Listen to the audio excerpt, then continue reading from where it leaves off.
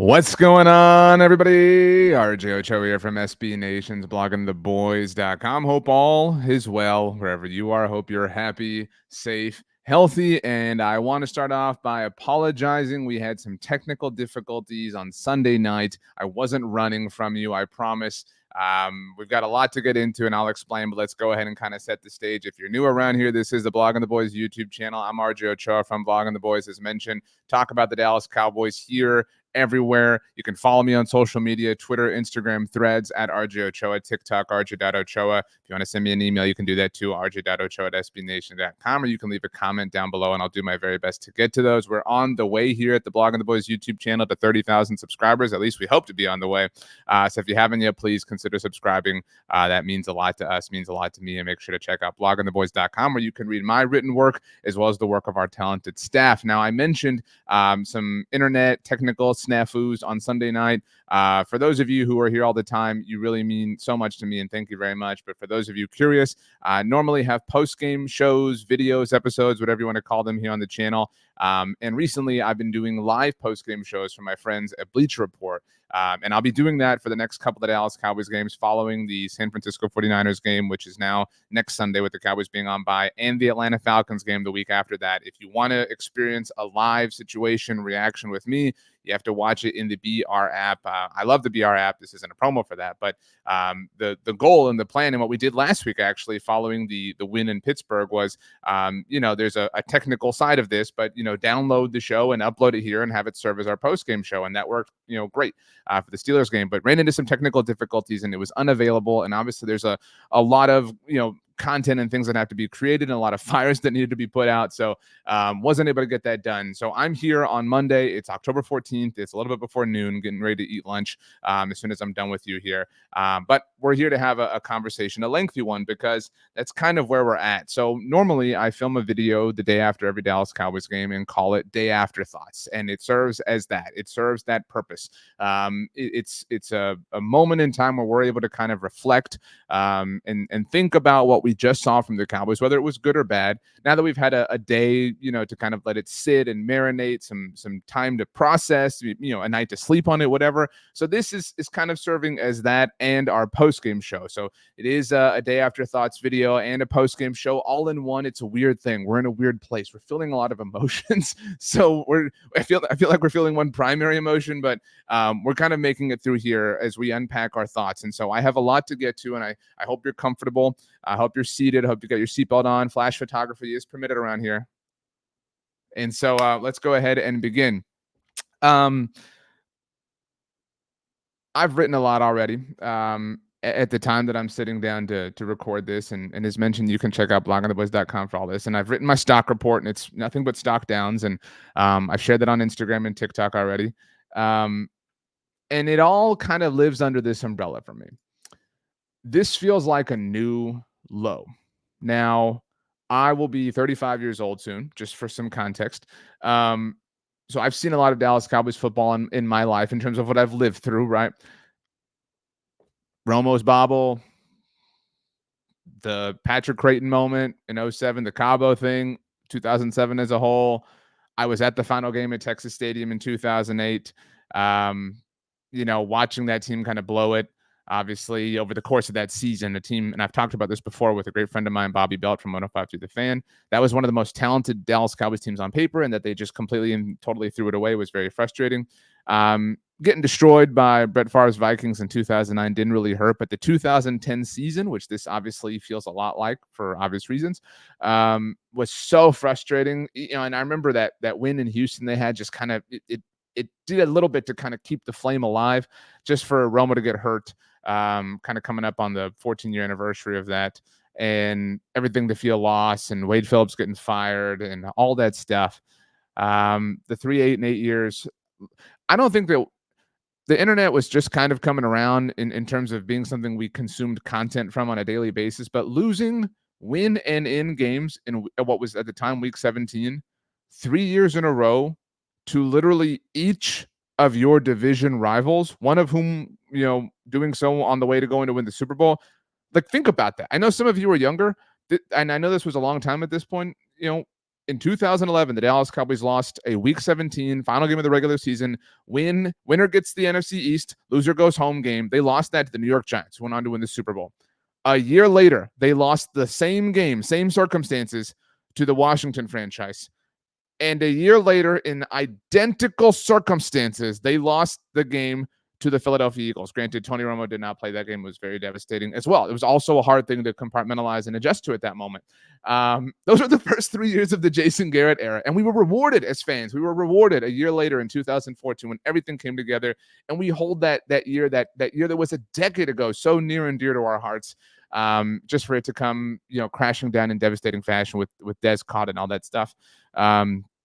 The 2015 season, which was just some chaos in and of itself. And then the magical ride of 2016 and a new era being born, and, 3rd and 20 and Jared Cook and Mason Crosby and all that crap. And the 2017 season and all of its left-footedness.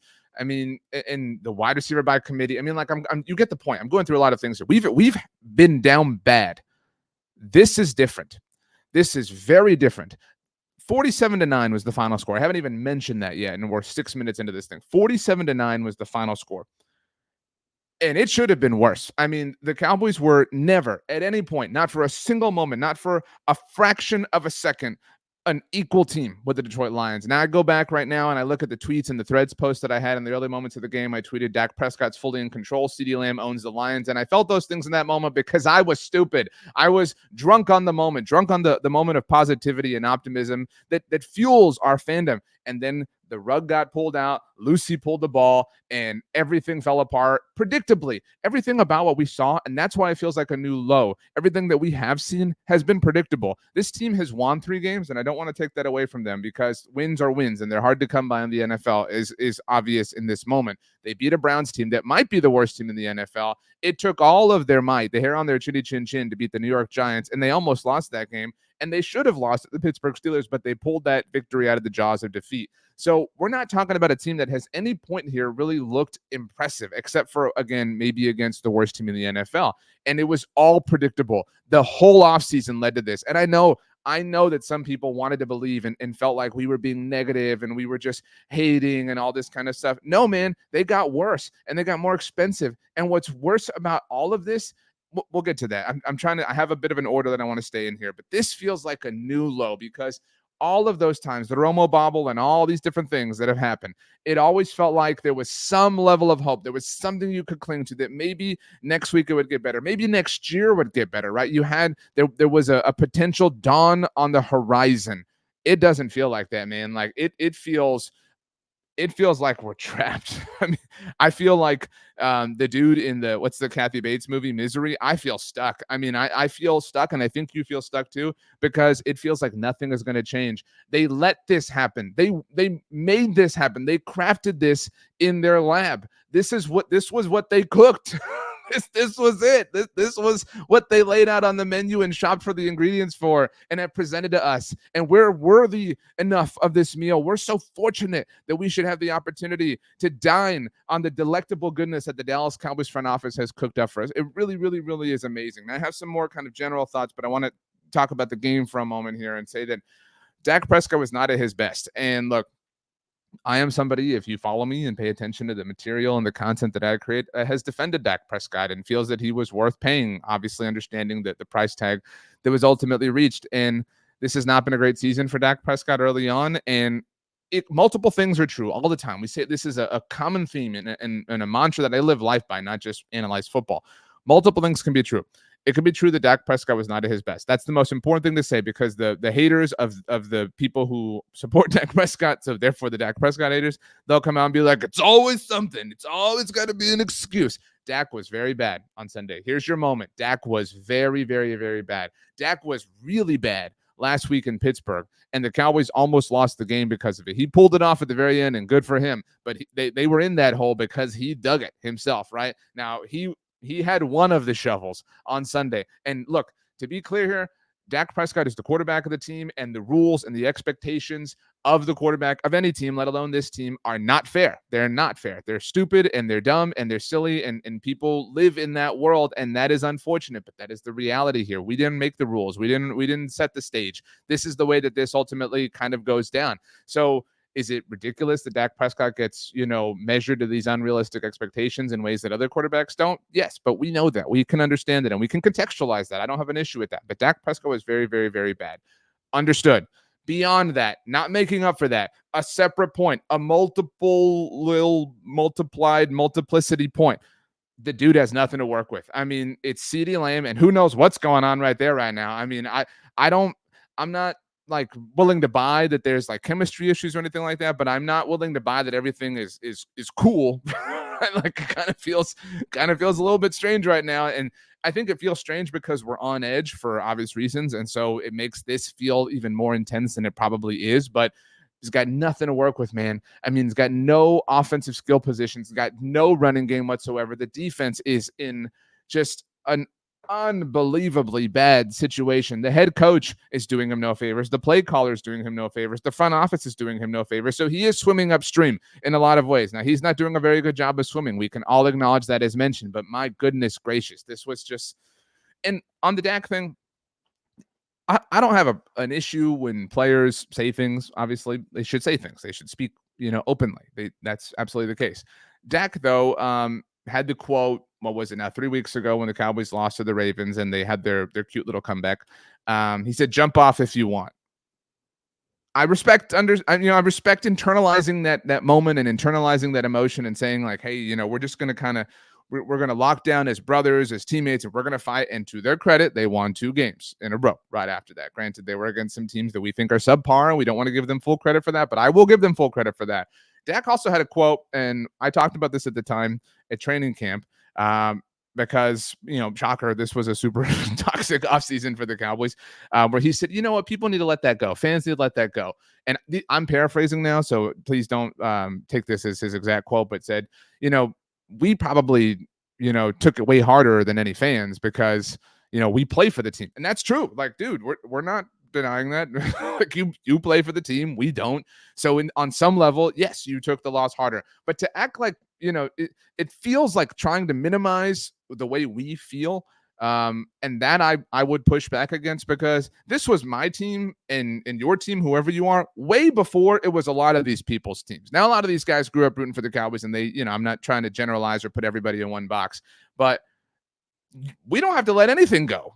Like we can fan however we want. Whoever you are, you can be upset, you can be angry, you can be optimistic, you can be a homer, you can be whatever you want. There are no rules to fandom. That is something that I am very, I'm very passionately in support of. So to tell us you need to get over it, you need to move on, I disagree with, because anybody can feel the way that they want to. And to say you can jump off, dude, when we're offering criticism, it's because we care. So like to push back on this is sort of frustrating at this moment in time. Now, Dak didn't have a quote or anything like that after this game, but it just, it kind of goes to the point that this also feels left-footed in many different senses. And I actually, it's a different point, but I don't understand the left-footed, saying, because when I was in the marching band, and I say this all the time, I was on the drum line. When I was on the drum line, we started marching with our left foot. So at the time, I thought like, if you were taught to like, step off with your left foot. So how are you left foot? How is left footed a bad thing? But that's a whole different conversation. But that being said, Dak Prescott was not at his best on Sunday against the Lions, and that was rather tough. Next up, because we have a lot of things to get to, like I said, I'm just going to read what I wrote. The Mike McCarthy era feels over, and in parentheses, I have shocker. I have a lot of videos that prove this point, and a lot of articles and a lot of podcasts and a lot of tweets. I have carried the water. I don't think anyone who's followed me would deny that. I have supported Mike McCarthy, and in fact, I have fought for Mike McCarthy. Mike McCarthy has had my sword. All right. I have gone into battle carrying his banner. All right. I have defended Mike McCarthy and even gone out of my way to try to prove how he was doing impressive things for the Dallas Cowboys. And you know what? I stand by all of them because they were true at that moment in time. And what frustrates me is we look back on things in the moment and be like, oh, well, look who he is now. That was stupid. No, information changed. Things happened. Time passed. Our opinions are allowed to change and adjust as time moves on. And I said all of last year. Again, this is the 2023 season when everybody was like, well, what do you do if do you fire Mike McCarthy if you don't reach the NFC Championship game? And my answer was always the same. How do they not reach the NFC Championship game? Do they miss it on a missed field goal, on a weird penalty? Like, is there a Des Conte moment? Like, context matters. And throughout the course of last season, I felt passionately that there was no way that the Cowboys could fire Mike McCarthy in the offseason that we just lived a few months ago, to be very clear. Unless things went particularly awry. Well, guess what? Things went very particularly awry in the playoff loss to the Green Bay Packers. And in my postgame show then, when the technical difficulties didn't happen, I said, you got to move on. You have to do it. And this whole thing was left-footed in the way that the expression means. I feel for Mike McCarthy. I really do on a human level because he's in a very, very tough situation. This is a Kobayashi Maru. This is an unwinnable situation. All right. And I don't put this part on Mike McCarthy specifically. We're going to get to this in a moment here. How can you take him seriously when everybody knows he's in a contract year? Now he's doing himself no favors, right? Dude, they kicked a field goal when they were down 34-6. That's a real thing. Like, I'm not making this up. This is not an exaggeration. The score was 34-6. And they kicked a field goal when the rules say that a field goal is worth 3 points and the score was 34-6. They kicked a field goal when they were down 34-6. And look, it was 4th and 12. I don't care if it was 4th and 99. It was 34-6. You cannot kick. That is the biggest white flag of all time. And even if you do want to wave the white flag, fine. I don't believe what I'm about to tell you, but in a literal sense, it's my job to tell you. With a loss, all goals, wants, wishes, dreams, ambitions are in front of the Dallas Cowboys. Even still, as down bad as they are, as they have made themselves, they could still win the Super Bowl, right? And I'm not predicting that. It's not my point. You get my point that literally speaking, they can win the division, they can win the NFC, they can win the Super Bowl. They're not mathematically eliminated because they got destroyed by the Detroit Lions. That's my only point here. So if you want to wave the white flag, if you want to say, you know what, man, it's 4th and 12, it's not worth it. I'm going to kick this field goal. I'm just trying to get out of Dodge. I don't want anything bad to happen because this is really bad, but we're going to try to refocus and regroup over the bye. We're going to try to come out of this stronger. We're all going to laugh at that because we don't think it's possible. But again, that kind of makes sense. Okay, great. Then why do you have your starters in there deep into this game? Why are you sending people out when you're losing by 1,000,000 points? Why do you have Dak Prescott and CeeDee Lamb out here wasting time and risking injury? And thank goodness Dak Prescott did not get hurt. I was holding my breath. I hope you were too. When Dak Prescott's hand came down on that helmet and it looked like we were dealing with a Tony Romo 2008 situation or a Dak Prescott 2022 situation. You cannot on one hand tell me that I'm going to kick this field goal down 34-6 and that I'm going to keep my most important players in the game deep into this thing because I'm playing for some level of pseudo pride. No, man, these are contradicting ideas. This is water and oil. This doesn't make sense. And so Mike McCarthy is not doing himself any favors as a head coach, as a play caller, as a game manager. This is all really, really, really bad. And again, I feel for him because he's in a very difficult spot. A Kobayashi Maru, as we already put it. And this takes us to our next point, and that this all, obviously, I should have put that in all caps, falls squarely on Jerry Jones, the birthday boy, happy belated, 82 on Sunday, and the Dallas Cowboys front office. I know that it got tiring and it got annoying and it got frustrating over the course of the offseason to hear people like me tell you how the Dallas Cowboys were going about this wrong, how they were doing things poorly, how they were making mistakes, how they weren't active in free agency, how they weren't doing this, that, and the other. And I hate to be the guy that said, I told you so. But do you disagree with anything that we said over the course of the last 6 months? Does any of that sound stupid now with the benefit of hindsight? Or does it sound like, you know what, maybe this team should have, been active? Maybe this team should have, done literally anything? Dude, they did this. They dug this hole on purpose. And they bragged about it and they laughed about it. They are notoriously inactive in free agency, which is in and of itself extremely stupid. But then they gaslit everybody. They gaslit everybody into saying we spent all this money when anybody who has access to the internet can prove that or disprove that in a minute. You go to overthecap.com. You can disprove that. quite easily. I mean, they gaslit everybody with the whole running back situation, talking about Jonathan Brooks ahead of the draft and blah blah blah blah blah. And I've said this many times because you need to know. It's my job to make sure that you know these things. They brought Zeke Elliott back on the Monday morning after the NFL draft. The Monday morning at like 6 in the morning. I mean, it was literally, I was doing morning radio at the time, so that's why I was up. And it was like 5:55 in the morning when, and they even talked about doing it, if you recall, before the draft. And they did it. And why is it important? Why is RJ reinforcing and reminding you that this happened at this exact moment in time? Because that was the first day that he would not impact the compensatory formula. The very first moment that they could, from the moment they cut him last year, they brought him back. Look, Zeke, I'm very grateful for the memories and the good times, but he is not somebody who is helping this team or has the ability to help this team in 2024.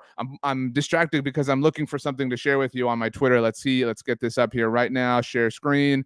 And here we are. This is a tweet that I had on Monday morning, and you can read, but I'm going to tell it to you. Am I looking at this? Are you seeing it? Oh, no, I don't even have it on the screen. Goodness gracious. There we go. All right. So here's the tweet. Follow me on Twitter. Since the beginning of 2023, there have been 5 running backs to have a 6-game stretch. The Cowboys have played 6 games so far this season with at least 38 carries, which is what Zeke has so far right now, for no more than 115 rushing yards, which is what Zeke has right now, as mentioned. Zeke is the only person to do that this year, this season, 2024. Granted, Monday Night Football has not been played at the time that I'm talking about this here, but he is the only one this season. And I said running backs here, and you see 6 people on this list because Russell Wilson is on here from his time as the Broncos quarterback last year. But if we isolate this to just running backs, it's Zeke Elliott in 2024, Donta Foreman last year in his stints with the Bears and the Browns, Miles Sanders last year with the Carolina Panthers. These are all running backs who are regarded to have been washed, by the way. Matt Breida with the Giants last year.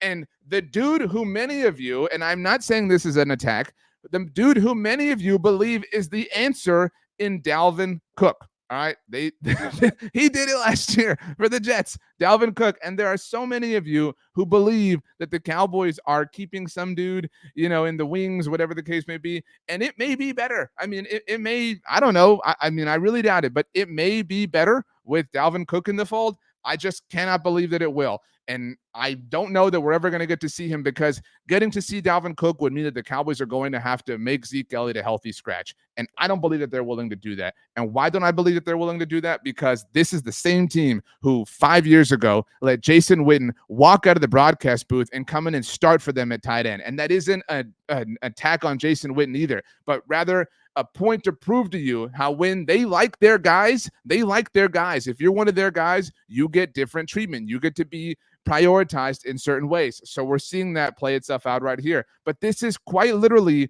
one of the worst rushing attacks that we have ever seen in franchise history. Another tweet of mine, and again, I'll read this for you. The Dallas Cowboys have 463 rushing yards. 463 through the first 6 games of the season.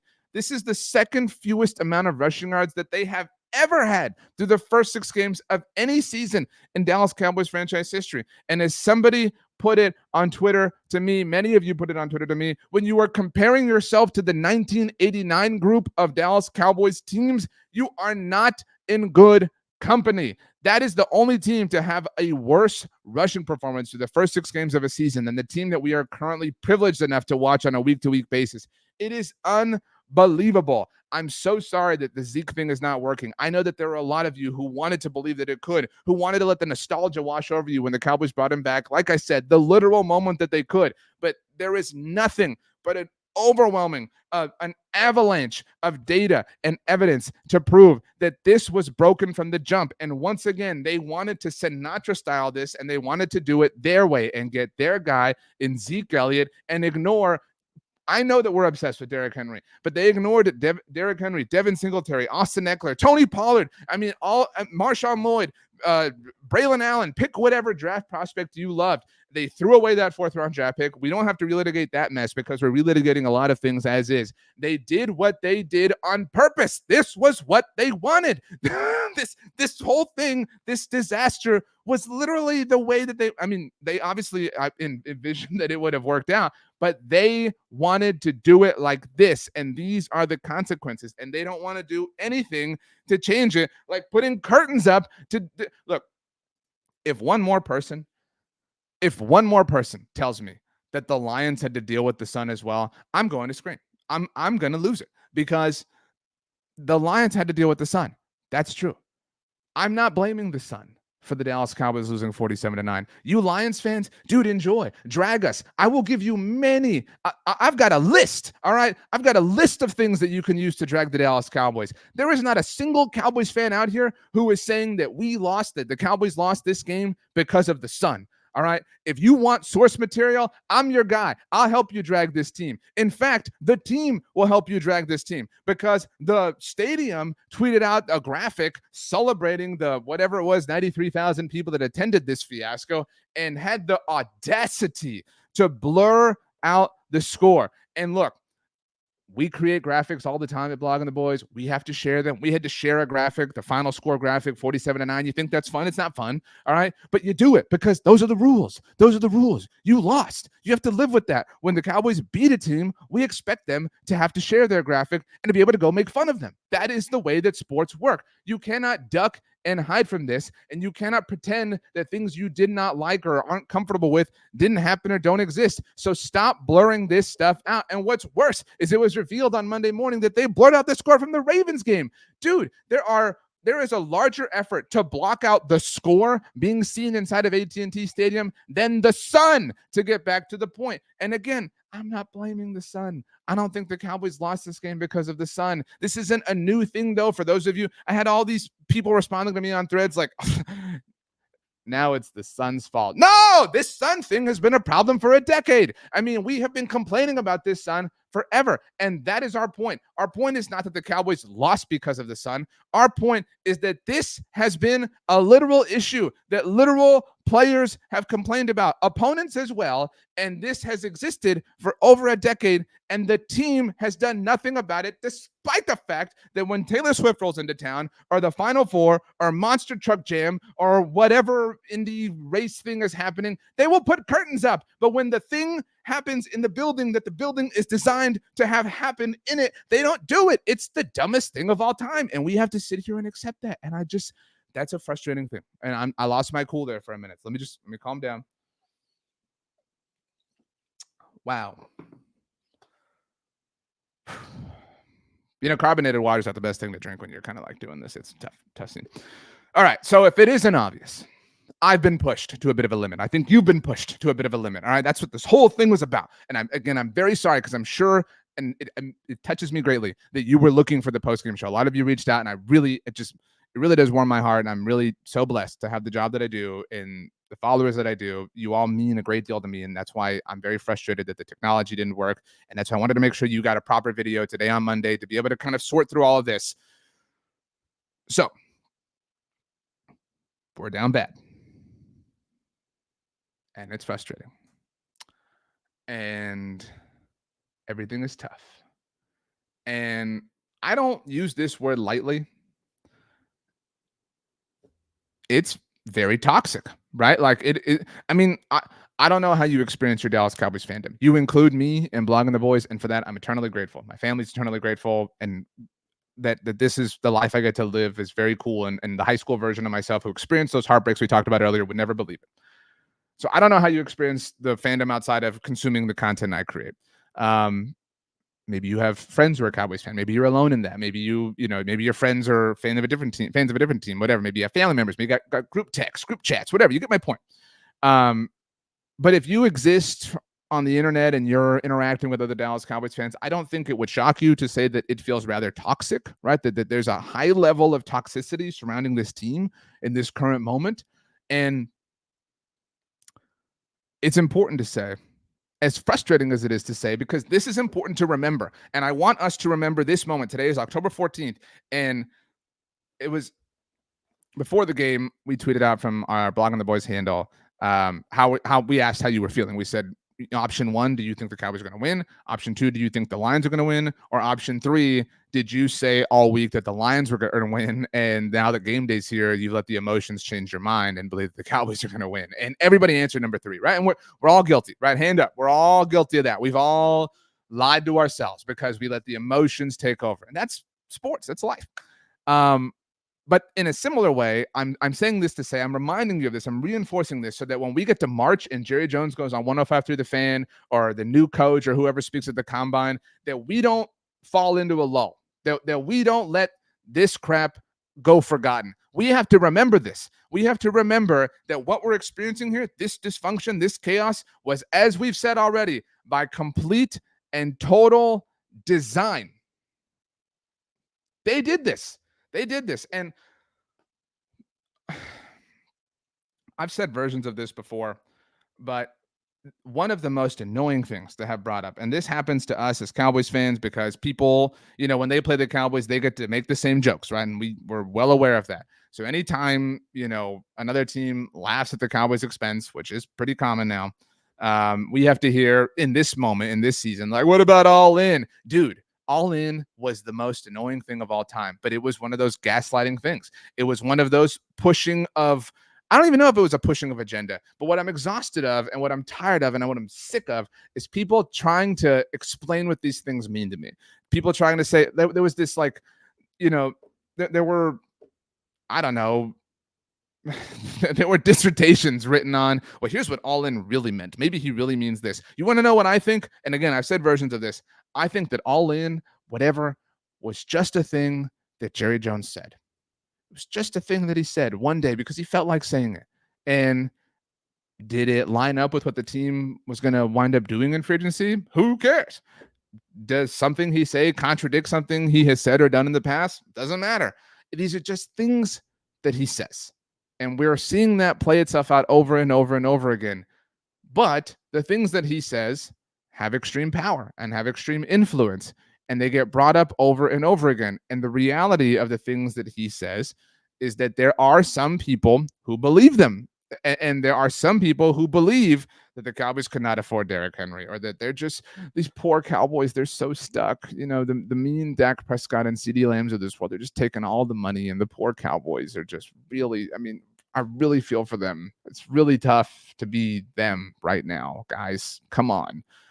Give me a break. You know what I'm saying? Like, these are just things that they say. And people try to use them as evidence or justification or origin points for dissertations, and there's just no logic to them, man. And that's why we're stuck. And it only exists as chum in the water. That's all it is. And everybody, the piranhas are jumping at it, and that's a tough reality. It really truly is. But it's our reality, unfortunately. I'm just going to put this one up here. Defensively, Mike Zimmer, I don't know why I had to put defensively. It's obvious, but it's my bad. Defensively, Mike Zimmer is literally in Mike Nolan territory. I have one more tweet to share with the class. I'm pulling it up right now. Here we go. No pun intended. What you're looking at is a list that I tweeted out on Monday, and it reads, over the course of NFL history, there are 9 teams who have allowed 119 or more points to be scored against them in their first 3 home games. Cowboys have played 3 games so far this season at AT&T Stadium, the House of Blur. The 2024 Dallas Cowboys are the latest to join this group, obviously, because Detroit's 47 points took that mark to 119. The last team in this sacred club, the team who just passed over the Blitz. If you know, you know. The team who passed the baton to the Dallas Cowboys was the Dallas Cowboys. That's right. The 2020 Dallas Cowboys were the last team to accomplish this. The same organization, the same franchise, many different players, obviously, but one of the most infamous defensive coordinators and regimes that we have seen in this franchise's long, storied, and amazingly, even though it isn't anymore, respectable history.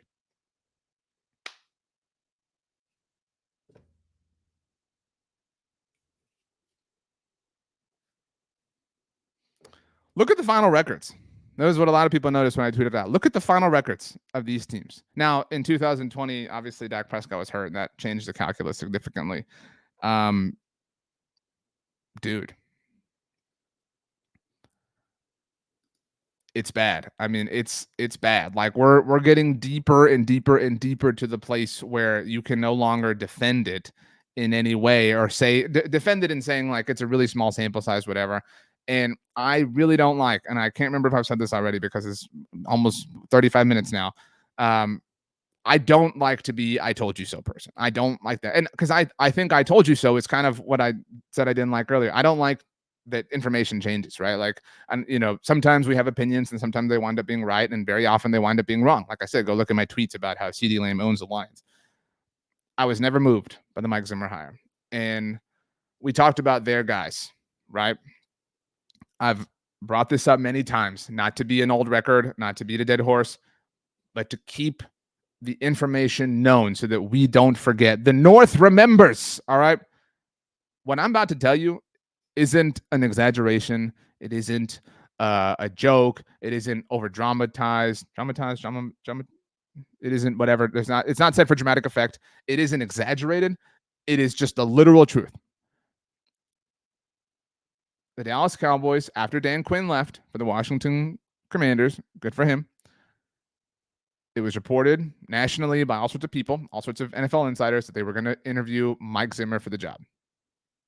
Initially, there was a lot of, what the hell are you doing? Whoa, what's going on here? Blah, blah, blah. There were two other names, two other names who were named as serious candidates for the job over the course of the job's opening, right? The job that ultimately went to Mike Zimmer. There were three total names, including Mike Zimmer, that were connected to the opening in the calendar year 2024. The other two names, in case you forgot them, because you obviously know Mike Zimmer, the other two names, once again, not an exaggeration, not a lie, not a fabrication, just the literal truth. Google it. Check out the Blog of the Boys archives. Ron Rivera and Rex Ryan. That was it. Those were the stones that they unturned to find this answer. And so again, my problem isn't really with Mike Zimmer. All right. I don't, and in his defense, I mean, there's no pun intended, there's so many people hurt and there's so much disaster unfolding that I don't even blame all of it on him, right? Like, who would have, high levels of success with, Micah Parsons and Marcus Lawrence and Deron Bland and Kalen Carson, all these people missing time, Sam Williams, the list goes on and on and on and on. And again, with the lack of offseason moves and all this stuff that we've talked about with Mike McCarthy.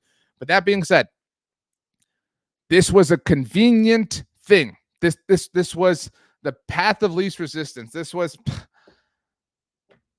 he's already in the HR system, right? Like, let's whatever. Like, this was not, there is nothing, not a single thing. And I know that sounds like an exaggeration, but you cannot disprove it at this point. There is nothing that this team did over the course of the offseason, from the moment that they were embarrassed by the Green Bay Packers in their home building in the playoffs. There is nothing that they have done through the latest embarrassment that they experienced in their home building, this one at the hands or paws of the Detroit Lions. There was nothing that they have done that is at the forefront, cutting edge of roster building, management, decision making. Nothing. They have been behind the eight ball, behind the curve at literally, quite literally, every single step.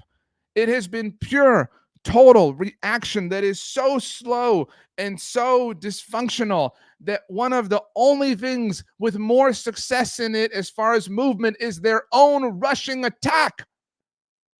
It's impossible to have regressed this severely. Yet they held the brush the entire time that they painted them and us into this corner. And like I said, I mean, look, they're 3-3. They could, like, all these things are possible. I'm certain, because the fan base is so large that there is still somebody out there who believes, oh man, it's going to happen. Y'all are just overreacting. They're 3-3. And I'm very happy for you, however you feel about this team right now, because it's your right to be able to choose that. Like I said, there's no rules on fandom, but the alarm bells were going off the entire time, and we became so numb to them, right? Like snoozing the alarm. I mean, we just began to you've all heard Bear bark, right? If you've been here, he's not in the office right now, because I know my dog, and I know that as I'm putting this together, it's almost mail time around here. Sometimes Bear barks, and as he's my dog, and so I'm kind of numb to it, right? We all have, things like that. We're just kind of whatever. I'm used to it. We're so used to this dysfunction. It shouldn't be that way. I mean, it really shouldn't. And I don't say that like in some whatever way. It's the truth. It shouldn't be that way. It is very, very, very, very frustrating how we got here. And I think the most frustrating thing is that I don't see a way out. You can fire Mike McCarthy, you can let his contract run out, you can whatever. I mentioned this. I wrote an article about this in the beginning of the offseason when it was announced that they weren't going to fire Mike McCarthy. Jerry has not fired a coach or dismissed a coach early, if you however you want to look at it, since Wade Phillips in 2010. That's a very long time, right? Like you would think that, and look, they've been successful. I know that people laugh and scoff at that. They have been very successful since 2010. They just don't have the most important thing. The Achilles heel of theirs is the most important thing. But if you're saying they haven't been successful, you're not being fair. Again, we can contextualize the situation.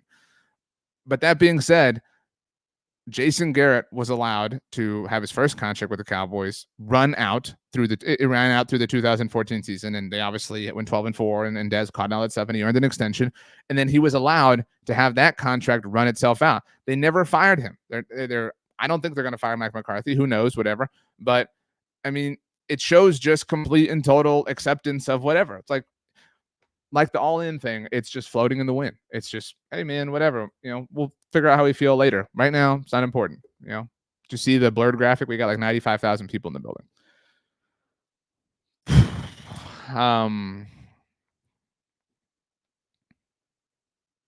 I really don't know. I mean, because next up for them is a road game against the San Francisco 49ers. And if you watched the interview I did with Jeremy Reisman from Pride of Detroit, and he's had a lot of fun with this, and I'm very happy for him, truly. And I meant what I said to Jeremy in good fun. He's a good friend of mine, and so I hope that it was obvious that we were just kind of being jovial. I said there was a little bit of a little brother energy going on between the Cowboys and the Lions, and I think that proved itself true with the Lions' obsession with getting an offensive lineman to score in the game. Like, that was clearly the little brother wanting to prove that he has surpassed the big brother, and he has. Like, to be clear, again, I didn't mean it in a disrespectful way. But like I said to Jeremy, the Lions were, or our little brother. The little brother's just better now. And the Niners are daddy. Like, that's you know what I mean? Like, you cannot seriously expect us to believe that you're going to get this fixed in general, let alone that in your first opportunity, which is against the team who has forced you to live in this chaos. It's not happening, man. I'm sorry. I hate to be that way, but I just don't buy it. I don't know if there's an early line on this game, but I wouldn't be shocked if the Niners are like 7-8 point favorites. It is in San Francisco for what it's worth.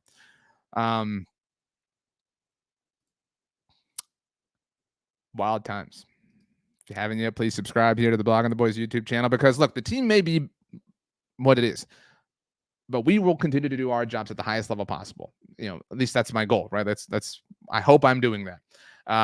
So if you haven't subscribed here yet, please do so. Hoping to get to 30,000 subs before the season is over. Follow me on Twitter, Instagram, or Threads at RJ Ochoa, TikTok, rj.ochoa. Email is rj.ochoa@sbnation.com. You can only leave a comment down below. You could do so. Obviously, I'll do my very best to get to those as well.